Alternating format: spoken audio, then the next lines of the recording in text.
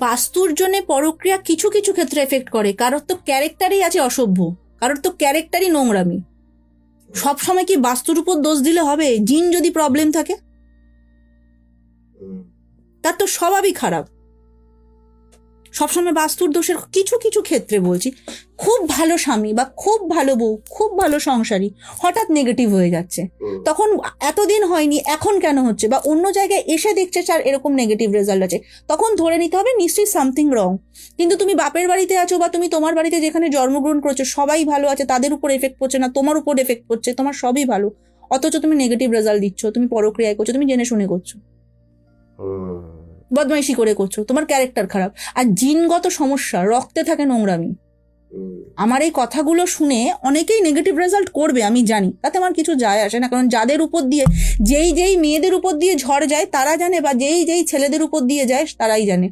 কত এরকম হয়েছে পরক্রিয়া করছে, নিজের বাচ্চার পড়াশোনার খরচা দেয় না,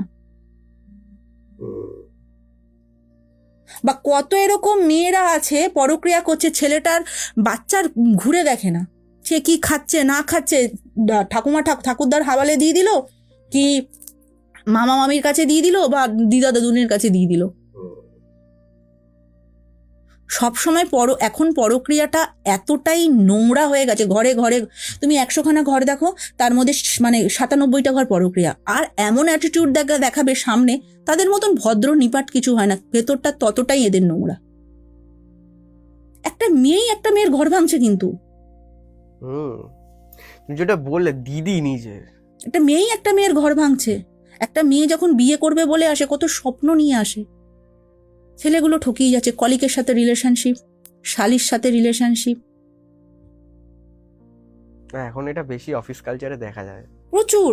আর এখন এটাকে খুব স্ট্যান্ডার্ড মনে করছে, এটা একটা মানে দেখাচ্ছে এটা একটা স্ট্যাটাস মেনটেন, কিন্তু বুঝছে না যে সহ্য করছে তার উপর দিয়ে কি ঝড় ঝাপটা যাচ্ছে, মৃত্যু সমান কষ্ট পায়। একটা মেয়ে যদি জানতে পারে তার স্বামীর কারোর সাথে রিলেশন আছে, সে যখন জানতে পারবে তার মৃত্যু সমান কষ্ট হয়।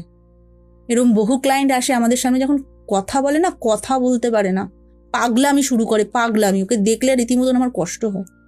প্রথমে তো বলি মেরে দিবি, হাতের সামনে আসবে মেরে দিবি, বলছে দিদি আমি সহ্য করতে পারি না, আমার সামনে আমি শুয়ে আছি, আমার যখন জানাজানি হয়ে যায় আরো যেন ওরা আরো বেশি ফিরোসাস হয়ে দাঁড়ায়, একদম তখন ওপেন টু অল করতে থাকে।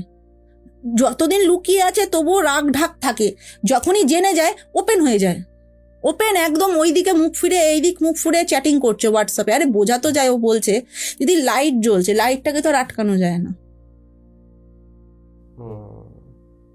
মোবাইলে যখন চ্যাটিং করে লাইটটাকে তো আটকানো যায় না। কি পরক্রিয়া করে এখন প্রত্যেকটা, এটা 2027 পর্যন্ত চলবে, 2027 পর্যন্ত, 25-এ প্রচুর ডিভোর্স হয়েছে, ঠিক আছে, প্রচুর ডিভোর্স হয়েছে, 2027 পর্যন্ত এটা যাবে, তারপরে কি আবার একটু ঠিক হবে, আবার একটু ঠিক হবে। মানে 27 অবধি এটা কিছুটা জানো তো ছকেরও ব্যাপার থাকে, ছক না ছাড়া কিছু সম্ভব না, ছকেরও কিছুটা একটা ইম্প্যাক্ট আছে।